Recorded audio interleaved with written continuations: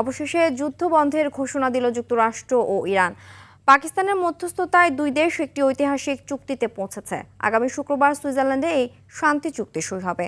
মার্কিন president Donald Trump ইরানের উপর থেকে নৌ অবরোধ তুলে নেওয়ার নির্দেশ দিয়েছেন। একই সাথে খুলে দেওয়া হচ্ছে গুরুত্বপূর্ণ হরমুজ প্রণালী। বিস্তারিত আজহার স্বপ্নের রিপোর্টে।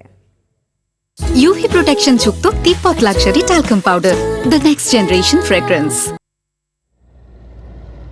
দীর্ঘ সংঘাতের পর অবশেষে শান্তির পথে হাঁটছে যুক্তরাষ্ট্র ও ইরান। দুই দেশের মধ্যে একটি যুদ্ধবিরতি চুক্তি চূড়ান্ত হয়েছে। মধ্যস্থতাকারী দেশ পাকিস্তানের প্রধানমন্ত্রী শেহবাজ শরীফ প্রথম এই ঘোষণা দেন। পরে মার্কিন প্রেসিডেন্ট ডোনাল্ড ট্রাম্প চুক্তির বিষয়টি নিশ্চিত করেন। ট্রাম্প জানান, চুক্তি অনুযায়ী ইরানের বন্দরগুলো থেকে মার্কিন নৌ অবরোধ তুলে নেওয়া হচ্ছে।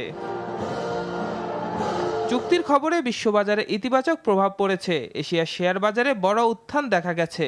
আন্তর্জাতিক বাজারে কমেছে অপরিশোধিত তেলের দাম। চুক্তির খসড়া অনুযায়ী যুক্তরাষ্ট্র ইরানের আটকে থাকা $25 বিলিয়ন সম্পদ ছেড়ে দেবে। বিনিময়ে ইরান পারমাণবিক অস্ত্র তৈরি না করার প্রতিশ্রুতি দিয়েছে। এদিকে এই চুক্তিকে বড় বিজয় হিসেবে দেখছে ইরান।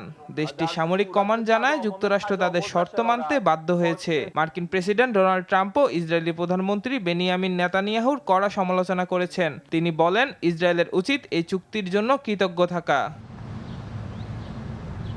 চুক্তির ফলে লেবানন সহ সব ফ্রন্টে অবিলম্বে সামরিক অভিযান বন্ধ হবে এবং সকল সংঘাতের অবসান ঘটবে।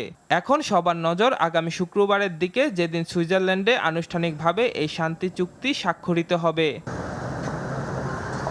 আজহার স্বপ্নীল, RTV।